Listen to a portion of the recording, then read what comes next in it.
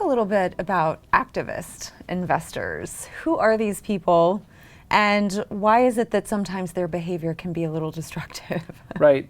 So activist investors are certainly kind of an important part of the overall corporate governance landscape, which is, the idea that we're giving these managers of these firms a lot of power, a lot of leeway, a lot of discretion, and a lot of money to go out and do things. And we may or may not always know what's going on. So someone's got to be keeping tabs on what's going on. Certainly the idea was that shareholders would do this in general, but shareholders are mostly dispersed. They're small individuals here and there, or they're pension funds who may not want to get overly involved in the firm. So the board of directors is supposed to kind of fill this role in many cases, and the board is supposed to be involved and try to help monitor what's going on inside the firm and help vet and validate strategic decisions that are made.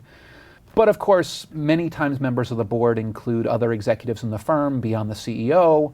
Many of the people on the board are friends with the CEO before or after they ended up on the board. There's concern that a number of these board members are kind of captive board members, that the CEO kind of controls them more or less in what goes on, which then leads to this perception that there's no one kind of guarding the hen house at some point in time, and that these CEOs can do anything they want.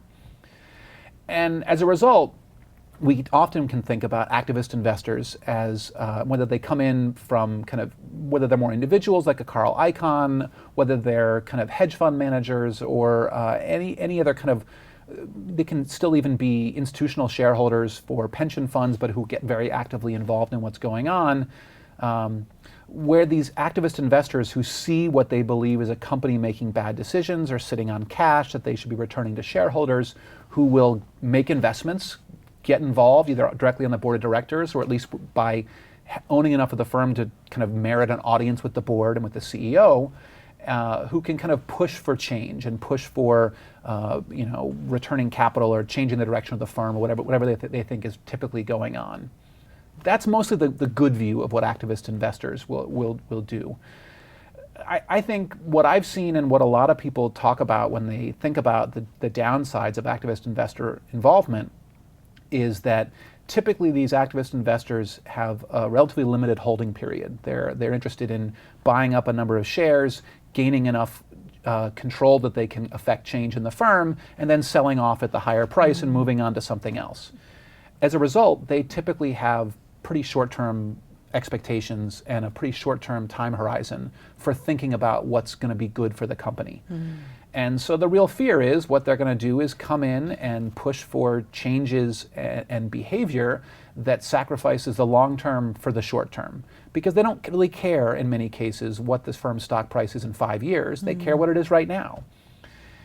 And obviously this wouldn't be true if we're talking about institutional shareholders who are pension funds or things like that, who maybe are in for the long term. But many of these individuals, high profile, who come in and get involved and then lead for these pushes for change, oftentimes they really do have a short-term time horizon. Maybe not 2 months, but maybe 6 months, 9 months, a year, whatever it might be, in order to do this.